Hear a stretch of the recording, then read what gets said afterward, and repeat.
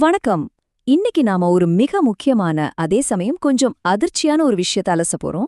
வெள்ளித்திரையில நாம கொண்டாடுற நட்சத்திரங்களோட வாழ்க்கைக்கு பின்னாடி நாம நினைச்சு கூட பார்க்க முடியாத சில கடுமையான போராட்டங்கள் நடக்கும் இல்லையா? அப்படிப்பட்ட ஒரு செய்திய பத்தி தான் நாம இப்ப பார்க்க போறோம்.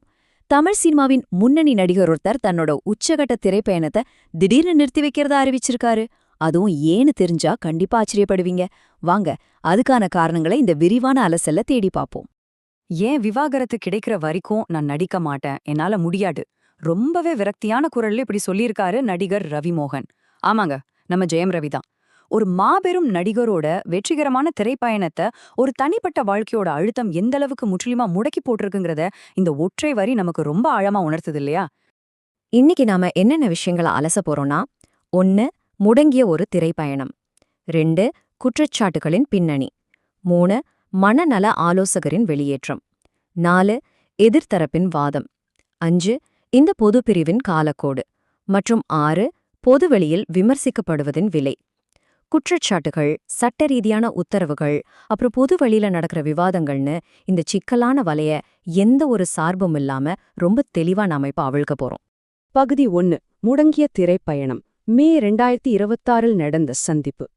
மே 16, 2026 சென்னையில நடந்த இந்த உணர்ச்சிகரமான பத்திரிகையாளர் சந்திப்புல தான் ஜெயம் ரவி தன்னோட மௌனத்தை கலைச்சாரு.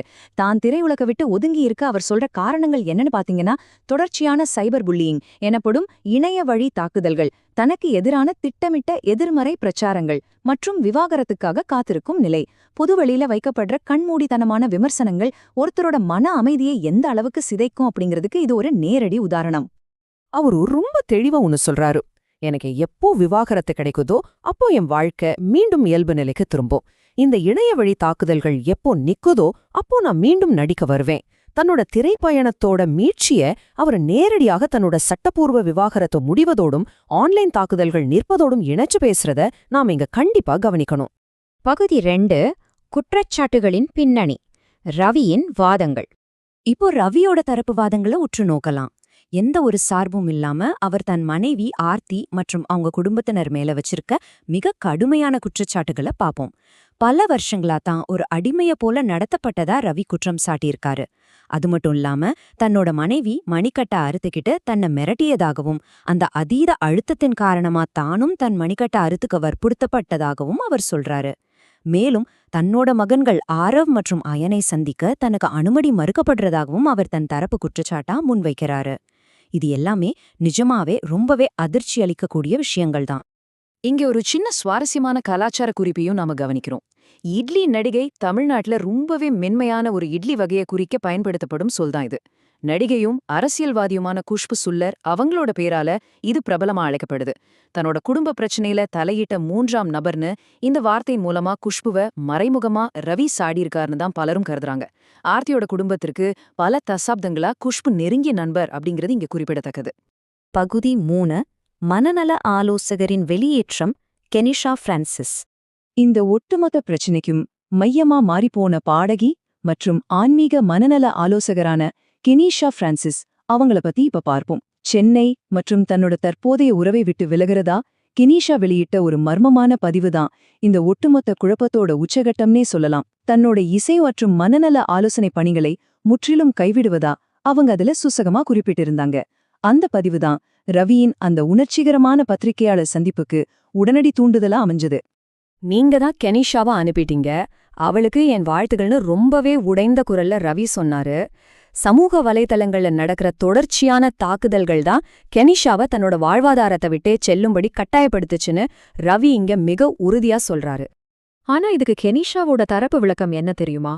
ஜெயம் ரவியின் குடும்பம் அவருக்கு கொடுத்த வலி பெற்றோர் இறப்பால் ஏற்படும் வலியை விட பெரியதுன்னு அவங்க சொல்றாங்க. ரவியின் முன்னாள் மனநல ஆலோசகரா தன்னிடம் இந்த மனரீதியான துஷ்பிரயோகங்களுக்கான ஆதாரங்கள் தன் சிகிச்சை குறிப்புகள்ல இருக்குன்னு அவங்க சொல்லியிருக்கிறது இந்த விவாதத்துல ஒரு புதிய பரிமாணத்தையே ஏற்படுத்துது. பகுதி 4. எதிர்த்தரப்பின் வாதம். ஆர்த்தி ரவியின் பதில். நாம எந்த ஒரு விஷயத்தையும் முழுமையா புரிஞ்சுக்க 2 பக்கங்களையும் பார்க்கணும் இல்லையா? அதனால ஆர்த்தி ரவியின் தரப்புல இருந்து என்ன சொல்றாங்கன்னு பாப்போம். இந்த நிலைமையில 2 துருவ முரண்பாடுகளை நம்ம பார்க்க முடிகிறது. ஒரு பக்கம் ரவி துஷ்பிரயோகம் மற்றும் மிரட்டல்கள் குறித்து பொதுவெளியில விரிவான குற்றச்சாட்டுகளை வெளிப்படையா முன்வைக்கிறாரு. மறுபக்கம் ஆர்த்தி தன்னோட குழந்தைங்களையும் தன் சுயமரியாதையும் காக்க கண்ணியமான மௌனம் காப்பதா சொல்றாங்க. அதே சமயம் தேவைப்பட்டா உண்மையோட வெளியே வருவேன்னும் தன்னோட மௌனத்தை பலவீனமா என்ன வேண்டானோ அவங்க எச்சரிச்சிருக்காங்க. இதைத் தொடர்ந்து குஷ்பு சுந்தர் அவங்க ஆர்த்திக்கு தன்னோட பகிரங்கமான ஆதரவை அழிச்சாங்க. ஆர்த்தியோட பதிவுக்கு பதிலளிக்கும் விதமா அவங்கள தன் குட்டிகளுடன் இருக்கும் சிங்கம்னு குஷ்பு குறிப்பிட்டது ரவியோட முந்தைய மறைமுக குற்றச்சாட்டுக்கு ஒரு பதிலளியா பார்க்கப்படுது. இது 2 தரப்புக்கும் இடையிலான மோதல இன்னும் அதிகமா வெளிச்சம் போட்டு காட்டுது. பகுதி 5. இந்த பொதுப்பிரிவின் காலக்கோடு 2 வருடம் மோதல். இவங்க இன்னைக்கு இந்த ஒடச நிலைக்கு எப்படி வந்து சேர்ந்தாங்கன்னு சரியா புரிஞ்சுக்க கடந்த 2 வருஷங்கள்ல நடந்த நிகழ்வுகளை நாம கொஞ்சம் பின்னாடி போய் வரிசையா பார்க்கணும். செப்டம்பர் 2024ல ரவி தன்னோட பிரிவை அறிவிக்கிறாரு. அப்போதான் கினிஷாவுடன் அவரோட நெருக்கம் பற்றிய பொது விமர்சனங்கள் தொடங்குது. அப்புறம் 2025ல இருதரப்போ சமூக வலைதளங்கள்ல ஒருவருக்கொருவர் அவதூறான பதிவுகளை போடக்கூடாதுன்னும் பழைய பதிவுகளை நீக்க வேண்டும்னும் உயர்நீதிமன்றம் உத்தரவிடுது. இறுதியா மே 2026ல கெனிஷா சென்னையை விட்டு வெளியேறுகிறார். அதன்பின் ரவி தன்னோட திரைப்பயணத்தை இடைநிறுத்தும் அந்த பத்திரிகையாளர் சந்திப்பை நடத்துறாரு. ஊடகங்கள்லயும் இணையத்திலையும் என்னதான் பெரிய பெரிய விவாதங்கள் நடந்து வந்தாலும் சட்டப்படியான உண்மை என்னன்னா விவாகரத்து வழக்கு இன்னும் குடும்ப நீதிமன்றத்துல நிலுவையில தான் இருக்கு. பொதுவெளியில ஆளாளுக்கு ஒரு தீர்ப்பு எழுதினாலும் சட்டத்தின் தீர்ப்பு இன்னும் வரலங்கிறது தான் நிதர்சனம். பகுதி 6. பொதுவெளியில் விமர்சிக்கப்படுவதன் விலை, பரவலான தாக்கங்கள். இந்த செய்திய வெறும் ஒரு பிரபலத்தோட வாழ்க்கை பிரச்சனைங்கிற வட்டத்தை தாண்டி இதோட உண்மையான பாதிப்புகளை கொஞ்சம் யோசிச்சு பாருங்க.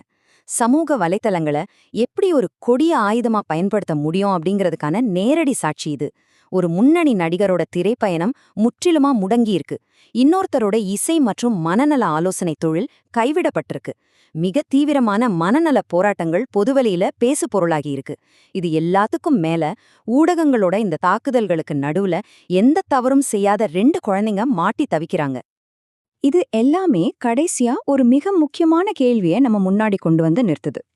தனிப்பட்ட போராட்டங்கள் பொது காட்சிகளா மாறும்போது உண்மையில அதுக்கான விலைய கொடுக்கறது யாரு?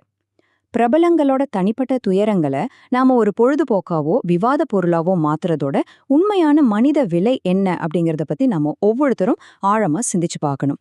கண்டிப்பா இந்த அலசல் உங்களுக்கு பல விஷயங்களை தெளிவுபடுத்தி இருக்கும் நம்புறேன். இது போல இன்னொரு சுவாரஸ்யமான அலசல்ல நாம சீக்கிரமே சந்திப்போம். ரொம்ப நன்றி.